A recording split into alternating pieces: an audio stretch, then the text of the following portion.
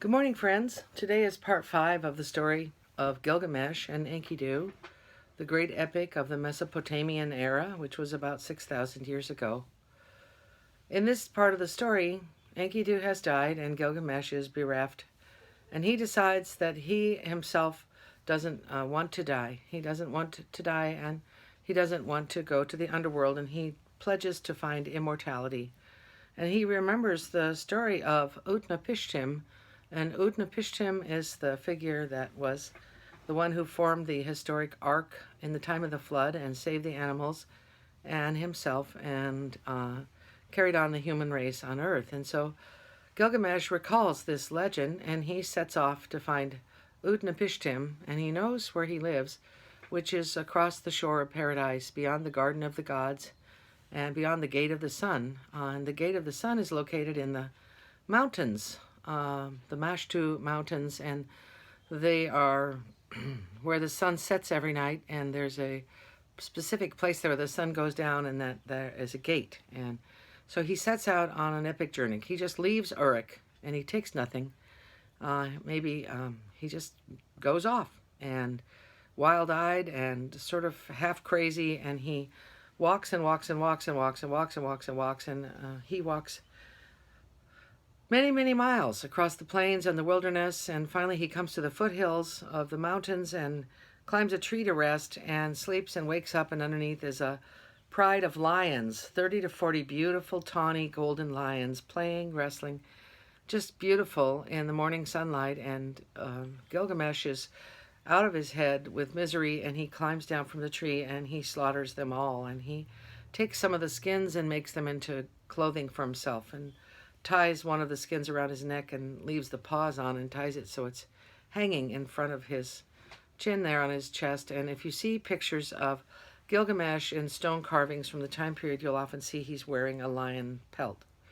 Then he walks on, and he comes to finally the gate of the sun, and the way is guarded by the scorpion people, and these are people with scorpion bodies and heads of men and women, and there are scorpion men and scorpion women, and they challenge him. And he tells them his sad story of how he lost Enkidu, and he's come to search for immortal life, and they're moved, and they go ahead and open the gate. So he passes through the gate of the sun, and he goes into a tunnel. And they warn him, the tunnel is 36 miles long, or 12 leagues, and there's 3 miles to a league, and he has to walk in complete and utter darkness through the 12 leagues in the tunnel under the mountains, and he has to put his hands out and hold the sides of the tunnel, and he can see literally nothing. He can't see any glimpse of any light.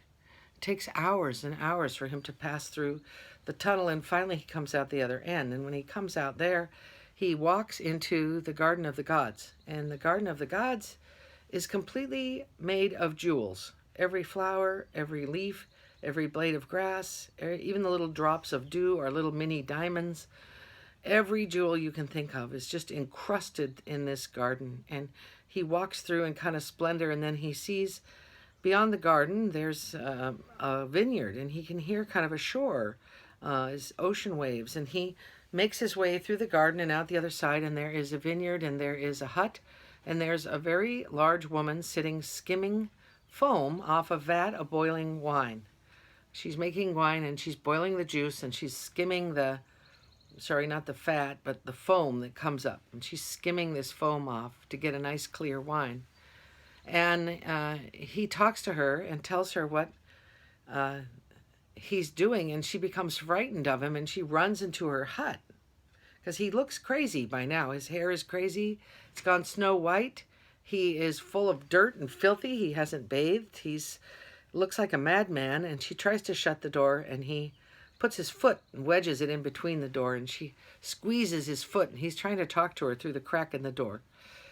And she's asking him questions, and she kind of, his foot's hurting so much that he finally pulls it out of the door, and she's pushing on the door from the other side, and it pushes through and knocks him down onto the ground. And then all of a sudden, when she looks out at him, she doesn't feel afraid of him. So she takes him and she feeds him sardines and olives and bread. And she tells him, Gilgamesh, your quest is foolish. No one can live forever.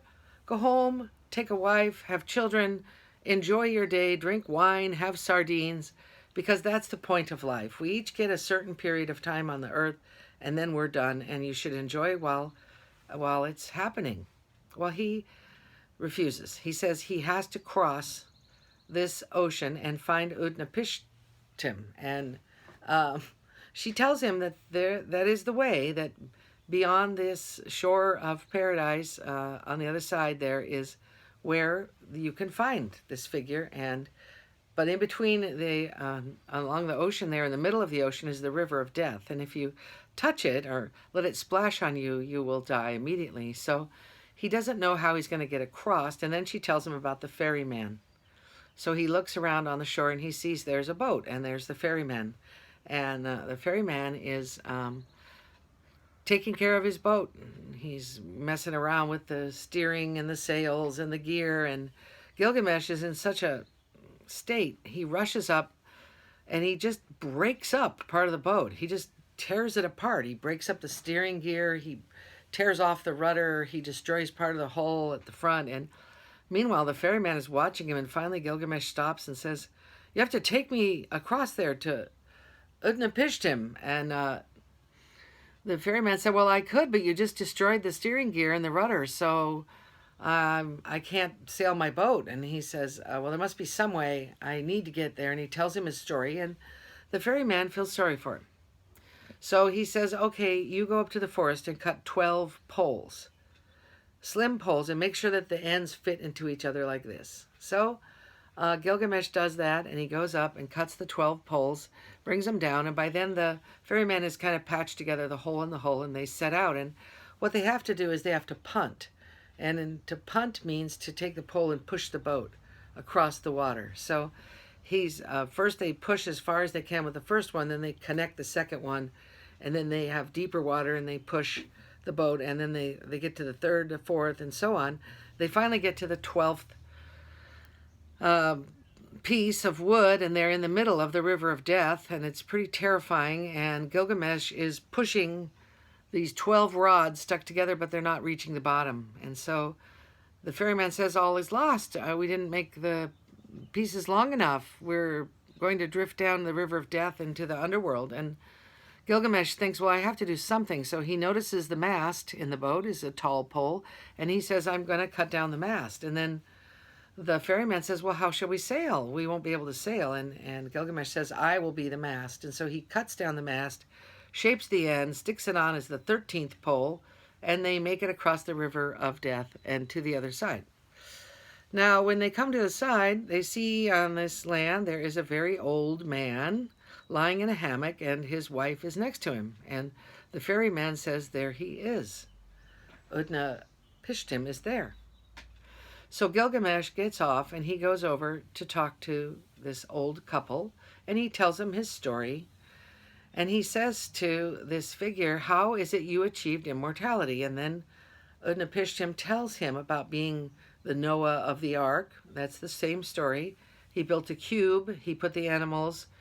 He sailed in the time of the flood. He knew because one of the gods felt sorry for him and whispered into the reeds of his home that the flood was coming. So he knew to build his ark, and he got everybody in his family and all the animals in there, and they sailed for 7 days. And just like in the story of Noah and the flood, he sends out a dove and a seagull and a raven or something, and I think the raven is the one that doesn't come back. And so he knows that there's land. So they get stuck kind of on the top of a mountain, and that's located in this same Mesopotamian region. And after a while, they open the doors, and everybody goes out, and the gods come and say to Utnapishtim, you have achieved immortality through your deed. So they give him immortality. And he says to Gilgamesh, it isn't really a prize. It isn't something you want. You never die. You're always here. But life just goes on and on and on. And it's better to live and die and do human deeds and have a life and leave children and family and have done your duty to your life and then to move along. It's better. But Gilgamesh doesn't believe him. Gilgamesh still wants to find the path to immortality. he gets disgusted and angry with what he's finding, and this was his big hope, and he starts to leave. And the old man's wife says, "But what about the old man, young plant? The old man, young plant." And Utnapishtim looks at her and says, "Well, I guess I could tell him." So he tells Gilgamesh, there is one thing you can do. There's a plant in the bottom of the seabed. If you can grab it and bring it back, it will grant you immortality. It is the plant of perpetual youth. Gilgamesh is very excited to hear about this, and he wants to find out how to get it. So they tell him he has to go down to this backed up river behind a dam. He has to pull up the sluice gates that open the river. He has to have ropes tied to his ankles with heavy rocks to take him to the bottom of the seabed. And when he's in the water in front of the sluice gates, the water will wash him down. He must grab the plant and pull it entirely out of the seabed and bring it back up to the surface. So Gilgamesh resolves to do this. So he goes to the river. He ties the ropes and the heavy rocks. He opens the sluice gates, very difficult task, lets the river flow, and he is driven out with this huge wall of water down into the ocean, down, down, down, and the rocks keep him at the bottom, and he thinks he's going to drown, and he spies this single plant, and he reaches out one of his hands, and he grabs that plant, and that plant is like grabbing a bunch of blackberries mixed with poisonous thorns and rose bushes and everything you can think of that's terrible, and it causes him terrible pain. But he will not let go. But now he's stuck on the bottom of the ocean with one hand holding the plant and the rocks holding him right on the bottom of the seabed. And he finally manages to get those ropes off of his ankles. He's pretty much drowned by then, but he has one last effort. He pushes up with his feet and he bursts through the top of the water and lives. But he's going to drown because he can see nothing. He's in the middle of a real wild ocean. But then, like a miracle, here comes the ferryman with his boat. And he pulls Gilgamesh into his boat. And Gilgamesh shows him the plant. And they're so happy. And the ferryman is happy for him. And Gilgamesh falls in love with the ferryman and is his new friend. And he says, "I want you to come back to Uruk with me. Think of all the good we can do. Everybody will have a bite of this plant, and everyone will live forever." So the ferryman agrees he'll go with Gilgamesh to Uruk. And so they go back, and they go by the woman at the winemaking. They go through the garden. They go back through the tunnel. They come out by the gates of the scorpion men and the scorpion women, and they're quite astonished because Gilgamesh looks very, very different than his days of old. He has absolutely wild, crazy hair, still matted with salt from the ocean everywhere. His weight is half of what it used to be. He doesn't look anything like himself. He has a mad look in his eyes, and now he has this little kind of shabby little ferryman with him, and they don't know what to make, but they make a wide room, and he walks through. He walks back by the lions. There's as many as there were before. He doesn't touch them. And they walk on, and finally he is exhausted. And they find a beautiful pool of clean water, and Gilgamesh decides to take a bath because he's still crusted like a donut, crusted with frosting in a way, with the salt from all over the ocean all over him. And so he puts the plant on a rock right near the pool, and he gets in the pool, and he has the best bath and swim of his whole life. He goes under the water, he gets himself all clean, he's refreshed, and as he's about ready to get out, he looks over, and there, right on the rock by the plant, the fountain of youth, the old man, young plant, there is a snake, an ordinary snake, and it's looking at the plant, and Gilgamesh is stupefied. He's in horror, and as he watches, the snake opens its mouth and swallows the whole plant. Gilgamesh can't swim over fast enough to catch it, and in a second, the snake bursts out of its old skin and turns into a large, absolutely beautiful snake that quickly crawls away, slithers away, leaving behind only the empty snake skin of its former life. And that's all Gilgamesh has left now after all of his journeys. He has just an empty snake skin. But Gilgamesh is not the same now. Things have changed with Gilgamesh. He's heard from many wise people. And at this point, he feels, well, he can't bring the Fountain of Youth home. He can't bring the plant home, but he still wants to go home. He has a terrible longing to see his hometown where he is the king of Uruk and see his people. So he and the ferryman walk back. And as they walk and they can start to see Uruk in the distance, the ferryman is quite amazed. Gilgamesh notices that all the cracks and all the problems related to the Bull of Heaven have all been fixed. The city is gleaming. The temples are tall. Everything is beautiful. The gate is finished of cedar and it's gorgeous. And he walks with pride in through the gate. And people of his city see him and the whispers start. Oh, could it be? It looks like him. It's the right height. He seems to be the same. Could it be? Is it our king? Is it Gilgamesh? He's so much older. He looks transformed. His face isn't angry. He's lost weight. He looks different. And who's with him? And Gilgamesh walks through his town of Uruk, and he goes and sees his mother. He pays her his regards. He tells her his story. He tells her that he doesn't have any more desire to wander.